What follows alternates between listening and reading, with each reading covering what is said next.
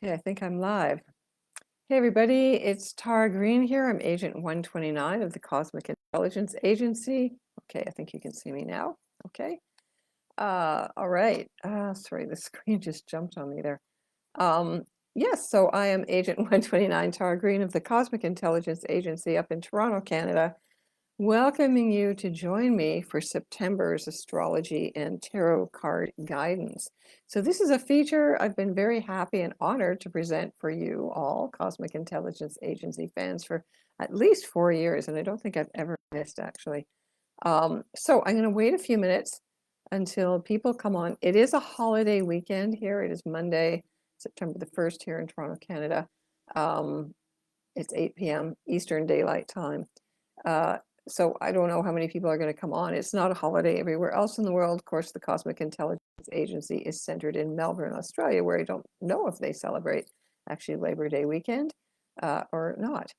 So again, I'm just going to wait a few minutes for people to come on, and don't be shy. Come on and say hi and let me know where you are. Cosmic Intelligence Agency, gets viewers from all over the world. All right, so where is everybody? Hello. Sometimes it takes a few seconds. It was a preset, but I decided to go live on my own. So let's see what's happening there. Is anybody there? Otherwise, I'm shouting into the void there. All right. So again, I want to welcome you here. Tara Green, Agent 129 of the Cosmic Intelligence Agency, which has just celebrated its 20th anniversary, which is a big feat. There was a bunch of us live. Many different astrology contributors over the years to congratulate Julius Seamus for creating and maintaining and nurturing the Cosmic Intelligence Agency for 20 years with a very diverse range of astrologers from all over the world. So if you haven't been here before, the way this works, I'll just explain it, is I have all of the major aspects now. There's a lot going on this month. I've got 5 pages of notes here to talk about what's going on. So you don't want to miss this. It's going to be an extremely, extremely intense month this month. Okay. And you need to be forewarned. You know, what's great about astrology is the more knowledge you have, the more you know how to navigate what's up ahead. Okay. And there's so many astrologers commenting on what's going on these days as well. And then what I'm going to do after I outline all those details, and there's a lot this month, so you have to be patient while I go through all that. And I will talk about them in 3 different time zones as well. My Virgo South Node kicks in there. So we are moving from the time of the Hermit, Virgo. Also to remind you that 2025 is a number 9 year, a Hermit year. And then we're going to move into the equinox, okay, this month as well. So I'm going to use this is my big old Rider-Waite-Smith tarot deck. I want to honor Coleman Smith for designing these beautiful cards. And I'm going to use an extra little deck here, which is called the In-Between Tarot, which is a special rare little deck that I was given when I was part of a tarot association. That's what this deck is from. Just to give you an extra little balance out there, I'm going to smudge everyone and use my special crystal as well. So you get the big sacred, we're entering a sacred space here as well. Okay, so I see a few people there now. Come and say hi. Let me know where you are. Again, I'm Agent 129. It's Tara Green here up in Toronto, Canada. Okay, so I could get ready, okay, and tell you. Let me just give you the overview here. So, of course, today, September the 1st, I don't know about you, I'm kind of in shock. Everybody's kind of in shock that it's September already, the 7th month. I've been doing some research about Roman calendars. So sept means 7th. So according to the Roman calendar, who began their year in March, just like every pagan does, it's the 7th month, but of course it's the 9th month in our calendar, but nobody bothered to change it. So today, I don't know if you felt it, but Saturn re-entered Pisces earlier today at 1:07 a.m. Pacific Daylight Time, 4:07 a.m. Eastern Daylight Time, and 8:07 a.m. Greenwich Mean Time. So Saturn will be retrograde, and it'll stay there until Valentine's Day 2026. Kind of a nice day when it re-enters Aries. So that'll be a whole new love cycle, Valentine's Day 2026. So this is a very, very, very critical time. You know, Saturn, the planet of karma, of limitations, obstacles, testing, maturity, fathers, the patriarchy, right? Power in a lot of ways, right? seriousness, maturity, hard knocks.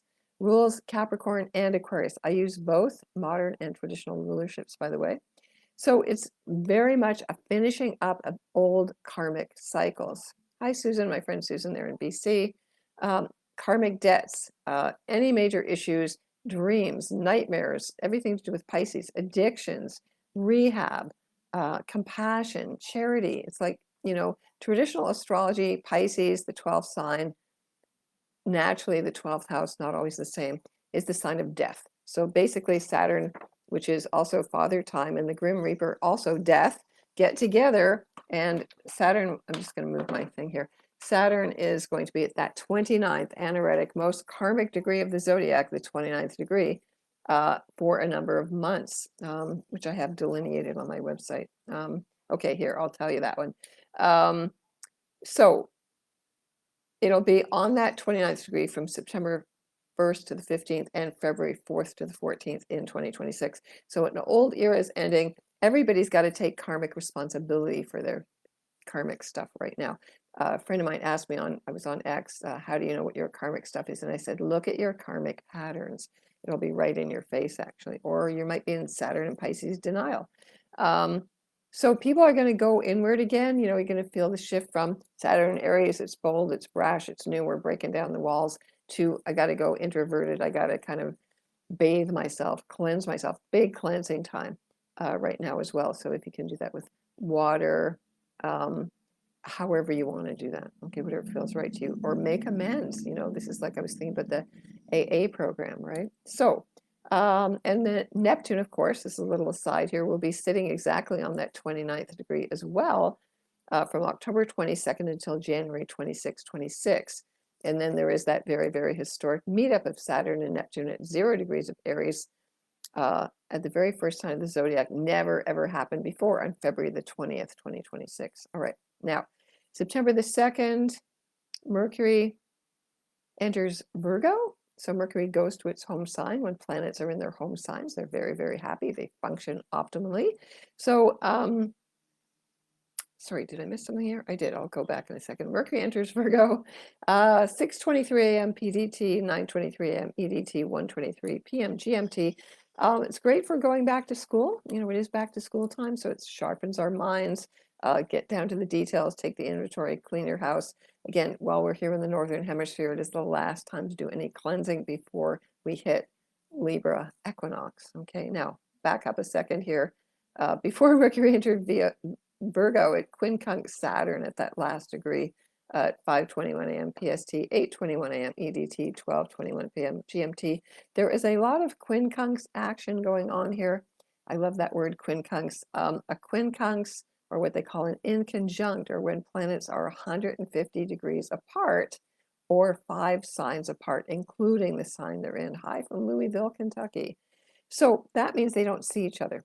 Ancient astrology was always visible, naked eye, and the chart, if the planets can't literally see each other, they're blind spots, which can be very, very dangerous. And there's a lot of those kind of like pitfalls and this month. So Mercury, quincunx Saturn. Now, on the 2nd, Mercury quincunxes Neptune, that's at 1 degree, at 10:44 p.m. PDT, sorry. On the 3rd at 1:44 a.m. EDT, 5:44 a.m. GMT. Now, Neptune still rules dreams. So I'm wondering if people have noticed that their dreamscapes have been more aggressive, different, defensive, fiery, more passionate, more out there, more aggressive, all of those Aries energies, right? Because wherever Neptune is, whatever sign it's in, whatever element it's in, it's filtering that energy. Okay, so let me know, because I did a lot of dream work, ran dream groups for many years. All right, then Mercury squares Uranus in Gemini on the 3rd, 1 degree as well. 12:40 a.m. PDT, 3:40 a.m. EDT, 7:40 a.m. GMT. Again, Mercury squares are hard aspects. The planets are 90 degrees apart. It can be good for brilliant insights or a breakthrough in a conversation, a stalemate. Virgo Mercury remembers all the details, remembers everything. So be prepared to be confronted with that. But it's good to, again, anytime we're dealing with Uranus and Gemini, thinking outside the box. So this is a kind of a good one. Mercury rules Gemini, of course, so they're kind of in harmonious elements there. Then Mercury in conjuncts Pluto in Aquarius. So anybody who has planets at 1 degree of air signs or mutable signs is really feeling all the crunch of all the planets right now. Again, Pluto is the plutocrats, it's big power. Pluto destroys the old structures, Aquarius structures, and introduces the new. But this is a long, slow process. So that Mercury in conjunct Pluto in Aquarius, 4:05 a.m. PDT, 7:05 a.m. EDT, 11:05 a.m. GMT. Again, you're dealing with power struggles. It could be information about crypto or new legislation going on, which is sort of in the news anyway. Now, on the 4th, Mars in Libra. Now, Mars is weak in Libra, right, because it's in Venus's sign. So it's harder for it to make up its mind. It wants to be in relationship. It's not sure of itself. It's a little insecure. Mars in Libra squares Jupiter in Cancer. So there could be family issues that are out of balance. That's at 18 plus degrees. Libra Cancer, if you have planets around those degrees, you'll feel that. That's at 7:59 p.m. PDT, 10:59 p.m. EDT, September the 5th at 2:59 a.m. GMT. Okay. On the 5th, Uranus turns retrograde. Okay, we're just into the first week of September. Uranus turns retrograde at 1 degree, 28 minutes at 9:51 p.m. PDT, and September the 6th at 12:51 a.m. EDT, 4:51 a.m. GMT. So, returning to Taurus on November the 7th. So this is just the startup of the backwards roll there. Uranus will stay at that 29th critical degree of the bull market, the stock market, until December the 2nd, 25. So this is, really important for the stock market, for the crypto market. When Uranus goes back, it can, it's like it's going back to strengthen the bull market. It can be that as well. If you're following crypto, it's been at big highs. It's kind of staying there. But it could be a pullback, from AI, from the things that have gone forward. Could be glitches in the system. You're dealing with Uranian chaotic energy, right? Uranus rules inventions and brilliant ideas. So you may want to go back to the drawing board, very literally. Taurus is ruled by Venus, and kind of get your ideas, your new AI, whatever you're inventing. There's all kinds of lots of creativity. I know people think it's God in the machine these days. And then Uranus will station direct February the 3rd, 2026 at 27 degrees, 28 minutes of Taurus, conjunct Algol, the demon star. It's not really a demon star, but it's considered to be a very powerful, fierce, feared, dark feminine star. So I would say, yeah, the women are going to really rise up at that time and say, we're not going to take that BS anymore. And then Uranus will re-enter Gemini April 25th, 2026, and stay there until May 22nd, 2033. So let the revolutions begin again. Rewinding protests, AI, digital ID, crypto, headway, all of that kind of Aquarian stuff, new communes, new social structures, all of that, in the mix. And if you think that things have been going fast so far, when Uranus finally really decides to settle into Gemini, it's going to go much faster, especially when it's trining in a positive aspect with Pluto in early Aquarius there. So speaking of Pluto, I just want to mention that a very important event just happened a few days ago, and that is that Pluto has moved out of bounds. I don't know if you're familiar with this concept of out of bounds. I find it really a fascinating subject. So the sun is bound on the ecliptic. The sun travels on the ecliptic across the sky, which has to do with the Earth's tilt. This is tropical astrology. So it's 23 plus degrees. Unless the Earth's axis tilt, the sun cannot go beyond that boundary. But the moon and other planets do go beyond those boundaries. Sometimes the moon doesn't do it for 10 years. And so you look, there is it's called declination. You can look up those tables. But when they move out of bounds, it means that the planets are not bound. They're literally wild. So Pluto doesn't go out of bounds very often, and it just started, and it will do that for the next 10 years. And there was an astrologer who wrote an article about it. It's on astro.com. She wrote a book as well, did a ton of research, and studied whether Pluto is going north out of bounds or south out of bounds. And when it goes I believe it's going south out of bounds now. It's the time for people to take back their power, which is a good thing. All right. So you want to go check that. Her name is Rosie Finn, I believe, on astro.com. All right. So that means that we're in a totally wild zone. Okay. There's like, all the rules are off, all the gloves are off. Pluto rules the underworld. A lot of things are going to be exposed, and a lot of people are going to wake up. On the September 12th, the Sun sextiles Jupiter, a really good positive aspect at 19 plus Cancer. So sextiles are positive aspects. So Virgo, Cancer energy there, nice positive energy, good for your health. 12:30 a.m. PDT, 3:30 a.m. EDT, 7:30 a.m. GMT. You want to take advantage of those nice positive aspects. Now, on the 12th, also Mercury also sextiles Jupiter. So that's a good positive day, 2:53 p.m. PST, 5:53 p.m. EDT, 9:53 p.m. GMT. Again, Mercury sextile Jupiter can be good to write family memoirs, to reminisce about things, to get together with family members, your mother, women, children, things like that. So on the 12th also, the Sun has a Mercury conjunction, Mercury cazimi, it's called at 20 plus degrees of Virgo.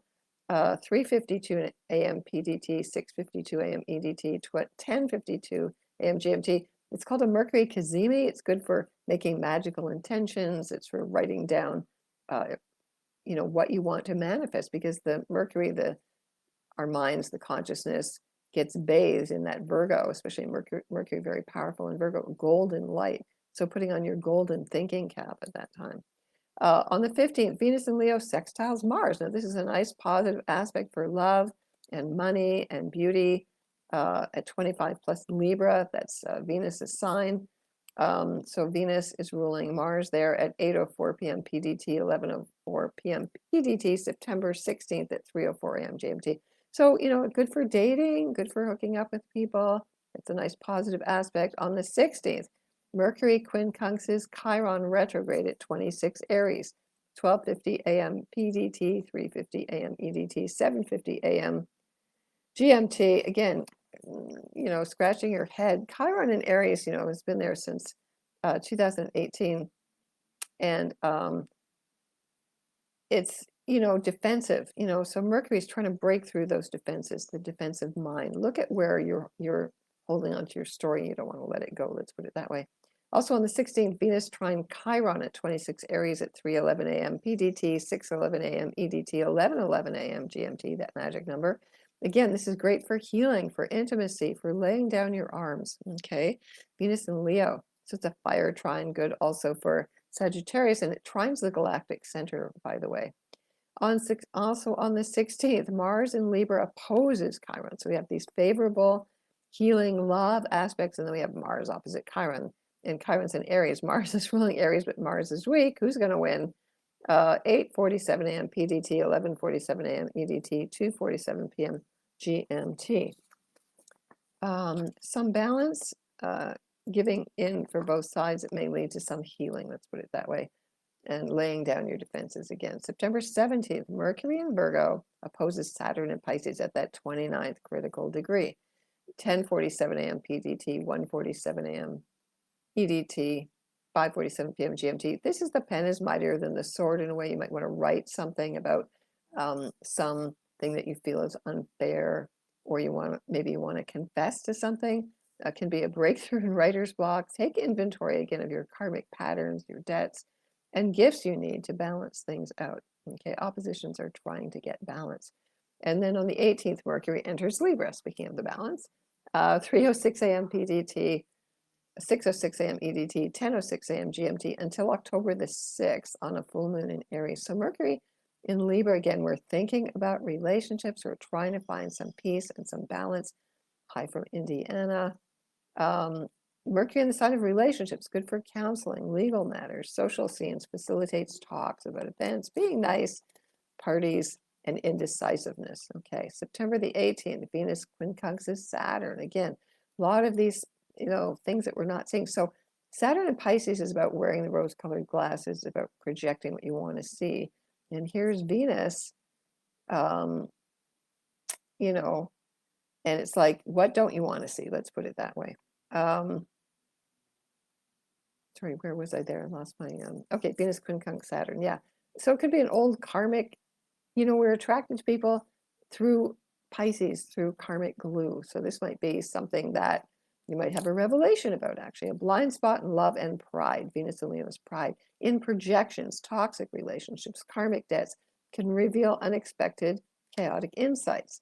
On the 18th, the Sun quincunx Chiron at 26 plus Aries at 12:13 p.m. PDT, 3:13 p.m. EDT, 7:13 p.m. GMT. Again, wow, people are not seeing eye to eye. The sun is consciousness, can't see where the wound is, can't see where the defenses are, can't see where the war is going on unconsciously. Everything that's going on outside in the world is mirroring our own inner state. Also on the 18th, Mercury opposes Neptune at 0 plus Aries, 3:01 p.m. PDT, 6:01 p.m. EDT, 10:01 p.m. GMT. Again, Mercury in Virgo wants the details. Neptune in Aries is like, nah, there isn't any details. It's kind of like blowing up a photograph and you're kind of counting all the little pixels there.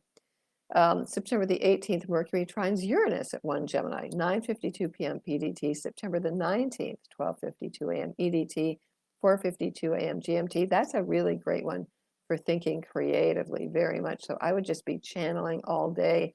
Who are your favorite authors or people you always wanted to meet? Just imagine, that's Neptune and Aries. Imagine, like that John Lennon song, you're talking to John Lennon or whoever you want to talk to, Jesus, whatever, Frida Kahlo, whoever your favorite person is. On the 18th, still, Mercury in Libra trines Pluto at 1 plus degree, 11:27 p.m. PDT, September 19th. Did I do this one already? 27 a.m. EDT, 6:27 a.m. GMT. Again, this is a positive aspect for money, for crypto, for the stock market to go up, for new legislation to come in around crypto, probably on that date. September 19th, Venus enters Virgo, 5:39 a.m. PDT, 8:39 a.m. EDT, 12:39 p.m. GMT. So Venus in Virgo works hard for her money and for love. She brings humility, intelligence, and grace to all matters. She's nitpicky, and also your gut can get very upset whenever planets go through Virgo season in general. Watch what you eat. Virgo is good for natural medicine, natural cures, natural healing, and to harvest, of course.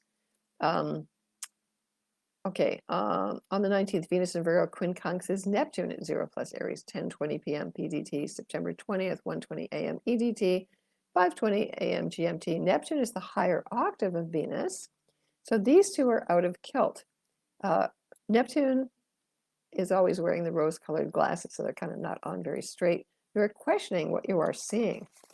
Again, what's real and what's not. September 19th, Mars in Libra quincunxes Saturn. Again, more of these difficult, like you might be feeling like you're blind suddenly. I take it out of the law. But anyway, 29 Pisces. But it could also be a revelation of something you haven't seen. 10:24 p.m. PDT, September 20th at 1:24 a.m. EDT, 5:24 a.m. GMT. All quincunxes are difficult blind spots. This is a karmic pothole. I just realized I forgot to talk about the eclipse. All right. Got into those Virgo details and forgot to talk about the eclipse. Okay, let's go back and talk about the eclipse. September 7th, the lunar eclipse at 15 Pisces. What's going on? What's real and what's not? Okay, that lunar eclipse, it's a full moon. It's 2:09 p.m. EDT, 11:09 a.m. PDT, and then it'll be at 4:09 p.m. GMT. 15 Pisces, right in that middle degree of the zodiac, so very powerful. Again, it's a north nodal eclipse. I will write more about that on my blog. But again, be careful, never manifest anything during any eclipses. All eclipses, according to Tibetan Buddhists, are meant only for prayers for purification, despite what the TikTok astrologers try to tell you. So in Pisces, water cleanses, water blessings. If you want wealth in your life, you would offer water. That's in the Tibetan Buddhists, it's considered a blessing.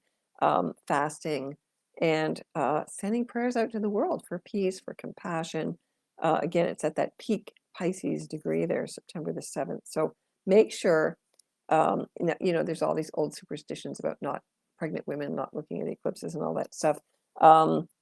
It won't be visible in this part of the world, but the areas of the world that are under it are the most affected. It's mainly Europe, Asia. India and the Middle East, I believe.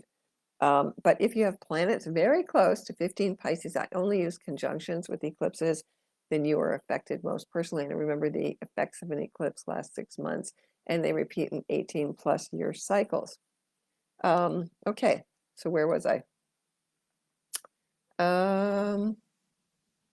Yes, Pluto moving out of bounds. Okay, Venus in conjunct Pluto at 1 degree Aquarius on the 20th. Power versus love, that's at 10:59 a.m. PDT, 1:59 p.m. EDT, 5:59 p.m. GMT. Power versus love. Take stock of what's going on in power plays in the world and in your own relationships. Okay, now on the 20th, the Sun opposes Saturn. So that whole week from the 13th on is really, really intense. Sun opposing Saturn at 28 Pisces, 10:46 p.m. PDT, September 21st at 1:46 a.m. EDT, 5:46 a.m. GMT. Sun opposite Saturn. Okay, big power struggles. It's again at those very last degrees. If you have any planets at the last degrees of any mutable signs, that is Gemini, Virgo, Sagittarius, and Pisces, also squaring the galactic center. There may be some information from Hubble. Actually, there's been a lot anyway. There could be some more there. Power struggles, stuff with history, genetics, debts. There could be some debt relief or something unforeseen, actually. And also pay attention to your dreams with Sun opposite Saturn on that day. On September 21st, the solar eclipse new moon at 29 Virgo. Again, very, very karmic with the Sun opposite Saturn on this eclipse. 12:54 p.m. PDT, 3:53 p.m. EDT, 7:53 p.m. GMT. Again, it's not a total solar eclipse, but it's good to do rituals. Any manifestation, any prayers during a solar eclipse is manifested 1 million times, and on a lunar eclipse 100,000 times, according to Tibetan Buddhists. So I really feel it's good to observe it, especially with the last degree of Virgo. It's about being humble. It's about looking at your work, your community, your OCD, your control issues. And remember, it's the South now. We're eliminating very literally. It's good to really do a gut cleanse in concert with that solar eclipse.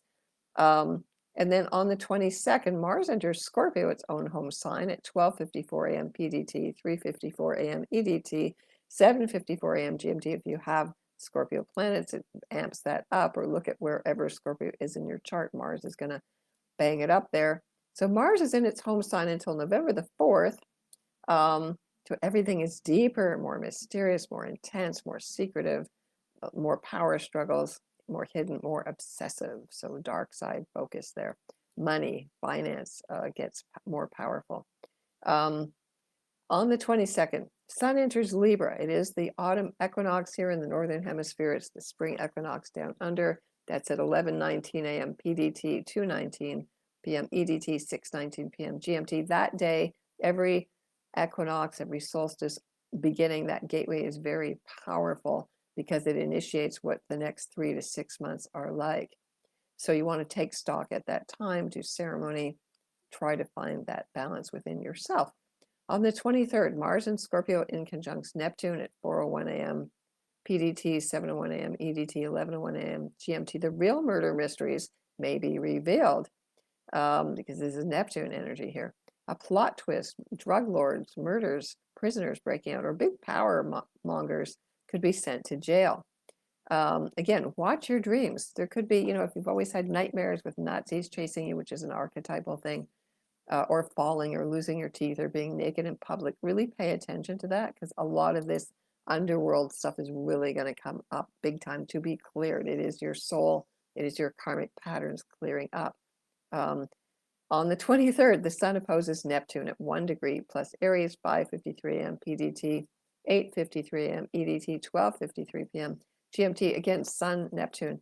The Sun is clarity, Neptune is the fog. Okay, so again, projections. I can't see clearly. There was that song called I Can See Clearly Now, so the opposite. So rub your eyes. Do you believe your eyes? What do you believe? It's romantic, but it's also defensive. A new fierce dream must be balanced. Okay, a new fierce dream, because it's Neptune and Aries. So start thinking about what your dream is, because while Saturn and Neptune are going to move back into Pisces, that's when you really go and dream it all up, cook it up good. On the 23rd, the Sun trines Uranus. So there you go at 1+ degree, 7:55 p.m. PDT. I'm almost finished. 10:55 p.m. EDT, September 24th at 2:55 a.m. GMT. So that one could be a good boost for crypto. If you're into crypto, it's for inventions, science, physics breakthroughs. Could be something from CERN, big rebellions, and chaos magic day. If you're into that, try that out. On the 23rd, the Sun trines Pluto, 11:05 p.m. PDT. It's light and airy and innovative, so you want to use that one. It's on the 24th at 2:05 a.m. EDT, 6:05 a.m. GMT. So shine your power light, shine your soul. Pluto rules the soul. You want to shine light on your soul, get clear about what your soul really wants. It's good for Libra and Gemini and Aquarius. Air signs rule that day. On the 24th, Mars in conjunction Uranus and Gemini at 1+ degree, 12:15 a.m. PDT, 3:15 a.m. EDT, 7:15 a.m. GMT. It's a wild, chaotic ride with this one. Secrets will out. Many people will be in shock and denial. We're still dealing with what are we dealing with here? Denial. Okay. Who is behind Bitcoin? Hackers, because we're dealing with Uranus and Gemini, and Mars is investigations. Shadowy info is exposed. The Epstein files come out finally. Who knows? All right. And then September 24th. This is the last aspect. Mars squares Pluto, one of the heaviest aspects there are. 1+ degree Scorpio Aquarius, 4:52 a.m. PDT, 7:52 a.m. EDT, 11:52 a.m. GMT. It's a very difficult aspect with the two planets that rule Scorpio, with Mars and Scorpio squaring off. Big banking, financial. It could be a financial crash. Big power plays going head to head. Could be a war heating up. Could be lots of financial stress and implementation of digital ID. So this is the last heavy aspect of the month. All right. Okay. So now, all right. So now what I'm going to do, if y'all stuck with me this far, then I'm going to do the tarot cards. Okay. So I'm going to smudge everybody here a little bit. I'm smudging here. I'm going to use my crystal. I'm going to focus on Aries. So I'm going to ask the cosmos what Aries has in store. Now, of course, everybody who's born at the beginning of Aries, Saturn, Neptune, there, all that attention. Okay.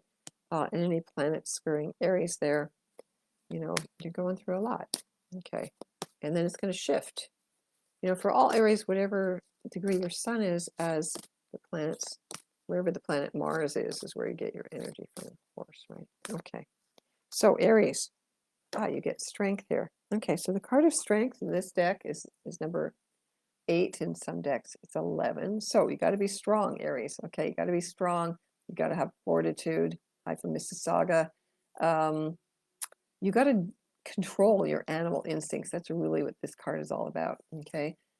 In the other deck I use, the Thoth deck, it's called Lust, your passion for life. You know, this is where you step up into your leadership role, Aries, which you're going to be doing, you know, with Neptune in Aries once it settles in there in 2026 for 14 years, right? So Aries, you got to think about, what is your dream? Where can you apply your strength the best? Where is your heart? Leo rules the heart. Where's your childlike innocence there? Okay. So build up your strengths, you know, go to the gym, start running miles, you know, whatever it is you need to do to prepare. Okay. So everybody's like back to the drawing board. Okay. So Aries, let's see what else you need here. You get this card here called prophecy. Okay. So to me, this is very much about listening to your dreams. You know, a lot of prophecy comes from dreams. Pay attention to your dreams, especially with Saturn and Neptune pretty close together, you know, while they're there, and then they will re-enter. So this is very important for you to do the dream work, not just the outer strength. It's also the inner strength. To get balance, you know, the shadow side of Aries is Libra. You have to be working with the inner soul work, not just the outer physical, spiritual energy. Okay. All right. So Taurus. Let's see what Taurus has here. Taurus, you get the Hangman. Okay. So this is one of the 3 major kind of initiation cards, special initiation cards in the tarot. The Hangman is about being the martyr, feeling like you're the scapegoat. learning also to let go. Okay, it's about letting go, allowing, having faith, having trust in God. It's like the AA. Maybe you have addictions. Maybe it's a good time for you to go to AA. It's about looking at where you've got yourself all hung up and strung up and seeing things reversed. And you need to actually reverse your position. Taurus can get very stubborn. You need to reverse the way you look at things. That's what this card is really all about. So it's kind of a baptism through water. It is, even though these three major cards are not associated with the three outer planets, many tarot readers do ascribe them. This one is very much like Neptune. It's about surrender, letting go. Okay, not being the martyr. That's Pisces, of course. So Taurus, if you have any planets in Taurus, Taurus rising, moon, look at where you've gotten yourself all strung up into some situation, and how can you get yourself out of this? Maybe by looking at it in a totally different way. Okay, so Taurus, besides the Hangman, you get, let's see what else you get here. You get a card called Ascent. Okay, so an ascent is like an ascension. It's also a kind of very William Blakeian there. So as you reverse your way of looking at things, that's a possibility to ascend, to rise above things. Okay, so that's a nice positive energy as well. Okay, so Gemini. Now, Geminis, of course, you're born in this first few days of Gemini. You have any planets in early Gemini? Anybody who has planets in early Gemini, of course. Uranus is there. Pluto's trining you. Let's see what you get for September. You get the star. Okay. So the image of the star card here, the number 17, this is about wishing on stars very literally. It is Aquarius energy. So Gemini, pay attention to what Pluto is trying to tell you to let go, to not keep doing the same old, same old. What is your soul path really all about? Okay, the star. Again, Aquarian energy, it's a time for revolution, for breakthroughs on many levels. It's about freedom. It's about change, major change. Geminis like change, Okay, so wishes on a star. What are your wishes? Okay, all right. So Gemini, let's see what else we can get for you here. So for Gemini, let's see what we get here for you. You get temptation. Okay. Now, because Gemini is a dual-natured sign, they are always tempted, I think, to play devil's advocate, right? And the star card is like your higher self. Aquarius, this higher level is higher consciousness, the bigger picture beyond our little normal human ego mind. So, if you get tempted to be the devil there, then remember your higher self. Let's put it that way. Okay. So Cancers. Now, it is your best year, of course. I'm going to remind you, best year in 12, with Jupiter in your sign there. Very good for fertility, creativity, manifestation. You get the Hermit here. So Cancer, maybe it's a good time to pay attention to your health, to pay attention to your gut instincts. Cancer's ruled by the moon. Their stomachs are very sensitive.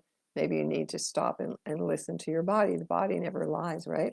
Also, it could be about inventory. Maybe you want to clean up. You want to declutter. Whatever it is. The Hermit is a very, very positive, helpful aspect. He watches over you. If you're feeling overwhelmed emotionally, actually, by all this energy going on, which all the water signs are very sensitive, go within, listen to your inner hermit. He's your wise elder protector. It's good for you to get barefoot and walk in nature, or be by water. You love water, right? So it also indicates endings and closure.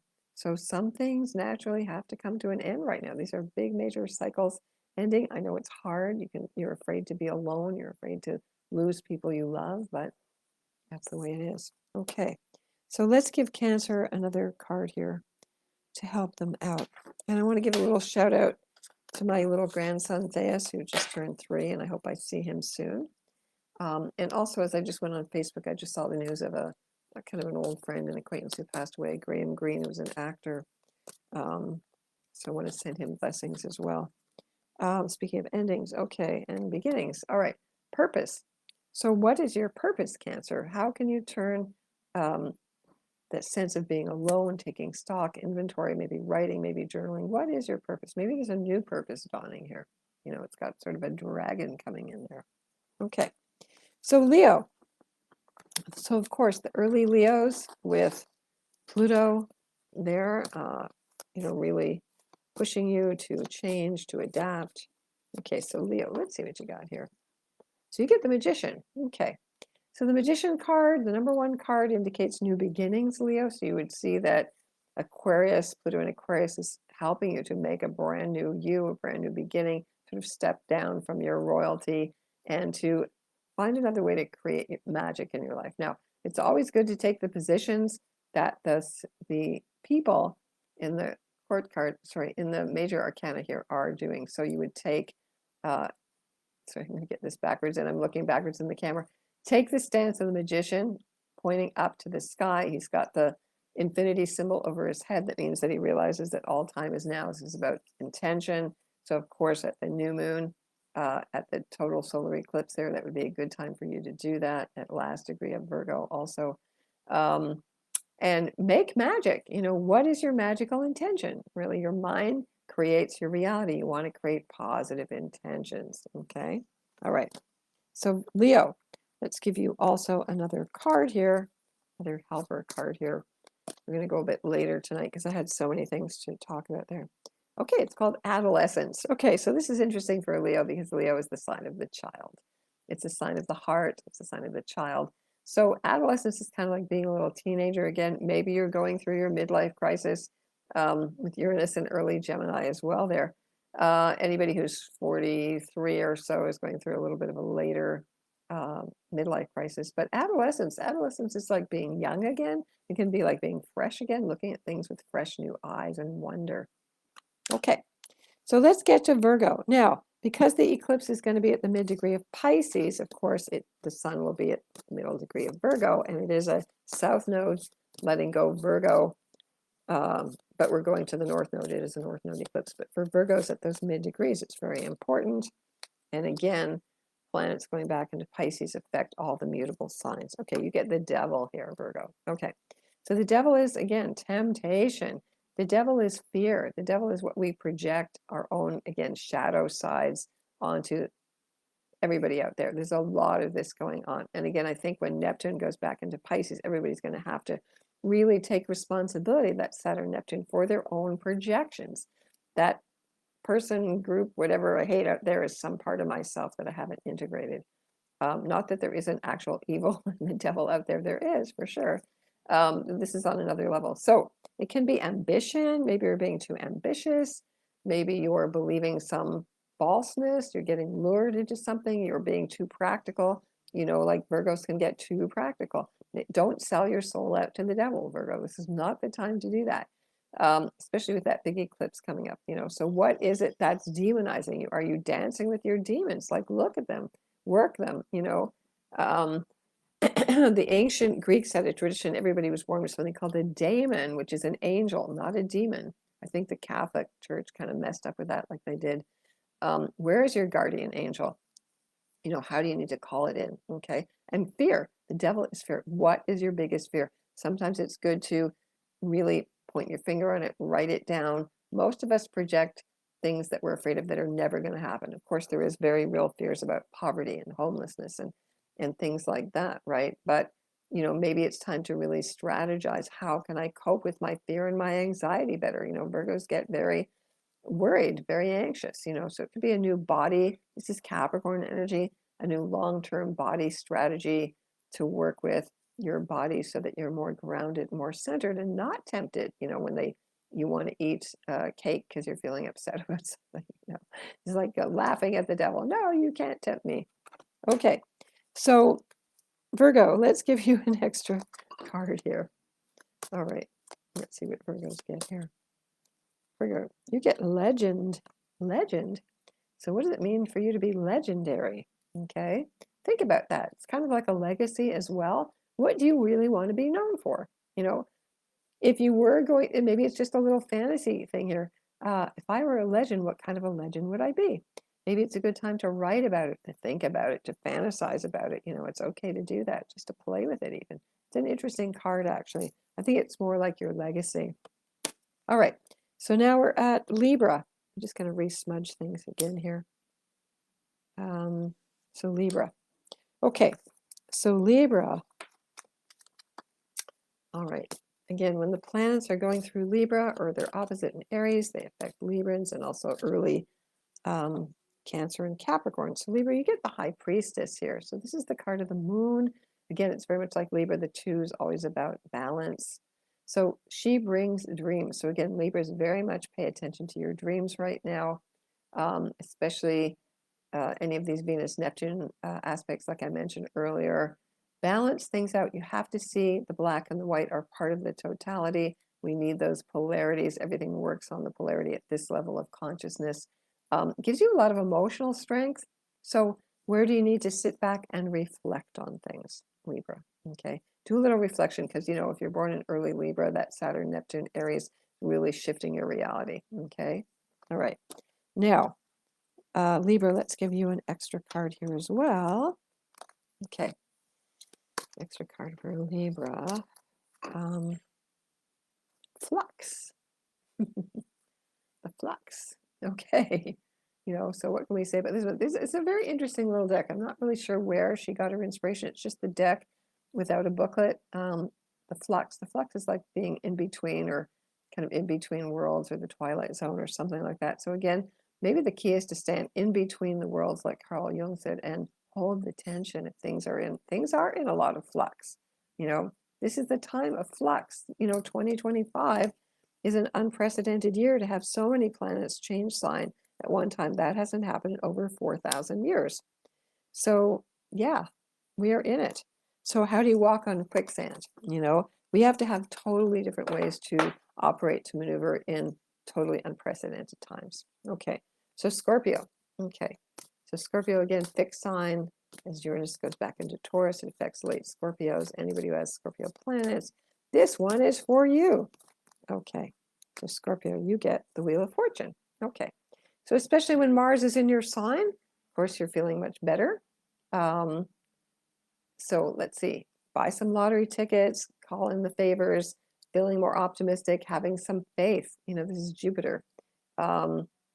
So I would take some chances. I would, you know, it's an upbeat, it's an optimistic. Maybe you want to go back to school or travel or anything of that nature. Wheel of Fortune. Trust that the universe has your back. You know, sometimes Scorpios have issues about trust. Okay, so let's see, Scorpio. I'm getting a mouthful of smudge here. Okay, Scorpios. Let's see what else you get here. Okay, you get the sliding door. I always like this sliding door. You know, when you look at things, mundane things in your life, and you get into a metaphysical zone, the sliding door, maybe this is something you should do if you have a sliding door where you live, and just see the metaphysical meaning of it. Also, revolving doors are a good thing for that too.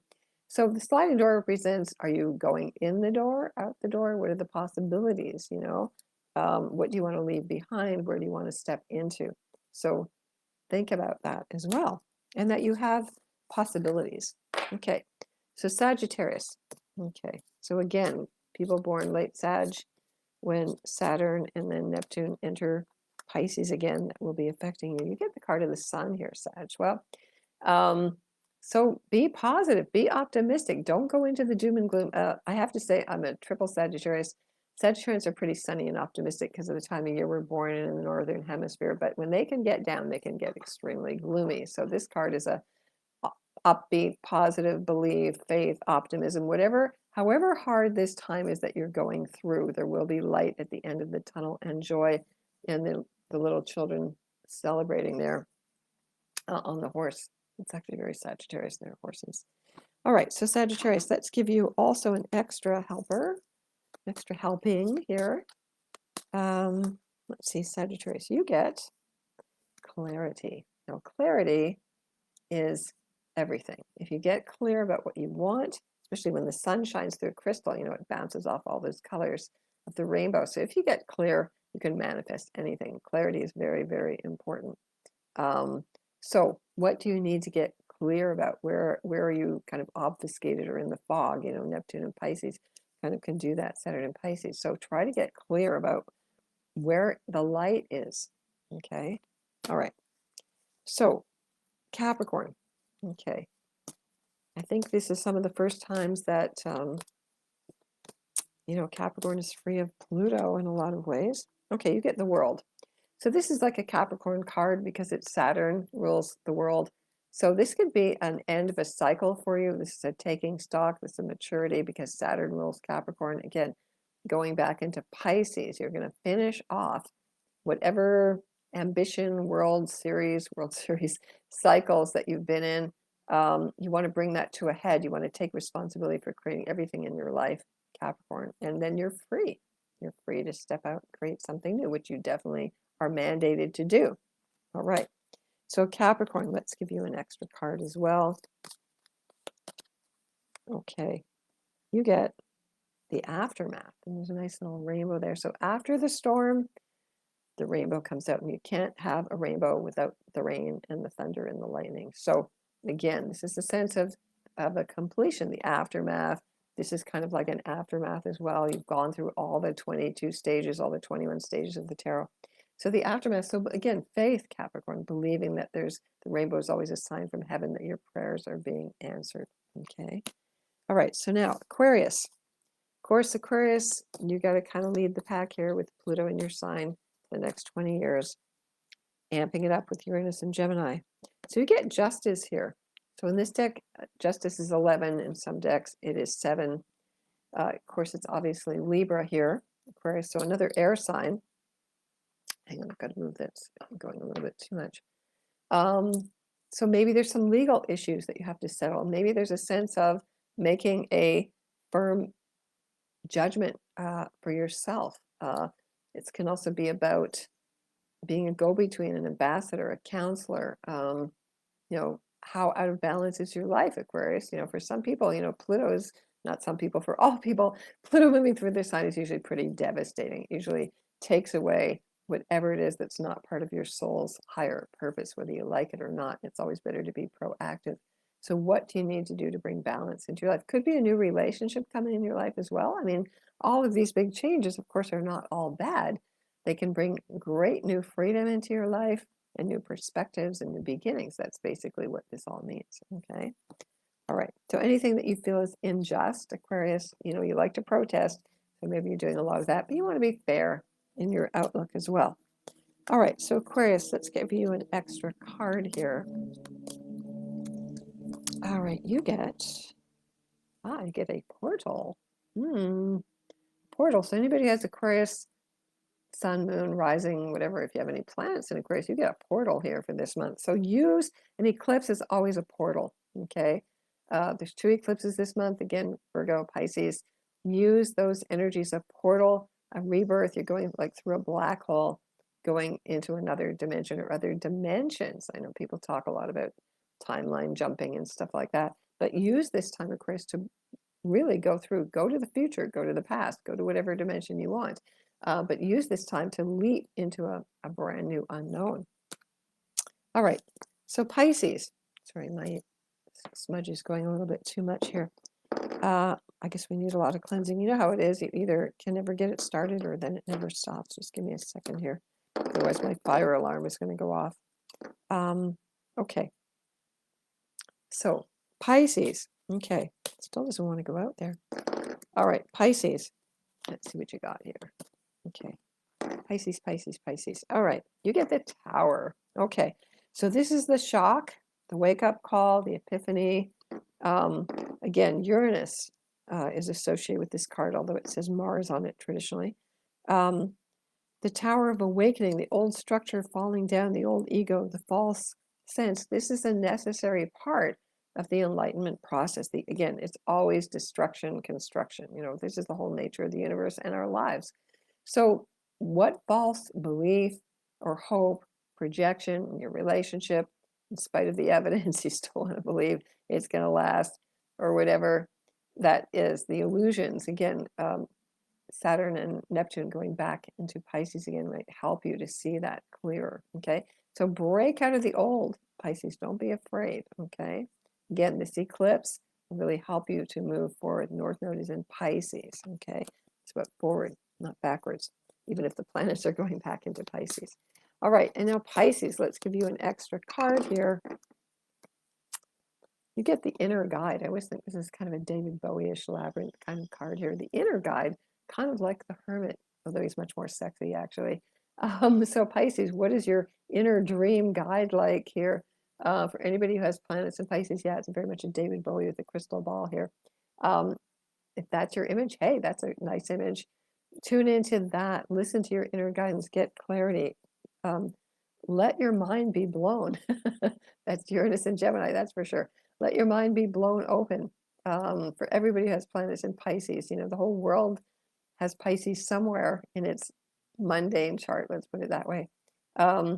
So again, listen to your inner guidance, listen to your higher self.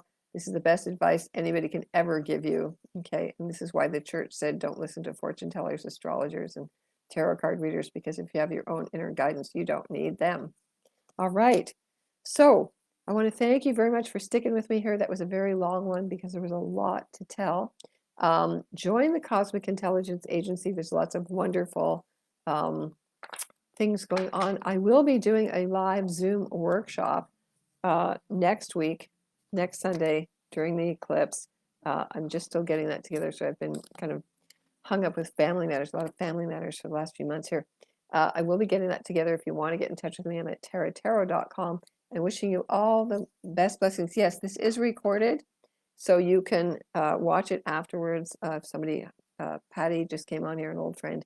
Patty, you can watch it afterwards. So thank you very much, and wishing you all the best blessings. And you can do this, and bye from North Borneo, and sending you all the best love. Okay, so see you next month. All right, you can do this. We're all going to get through it together. Okay, blessings to you.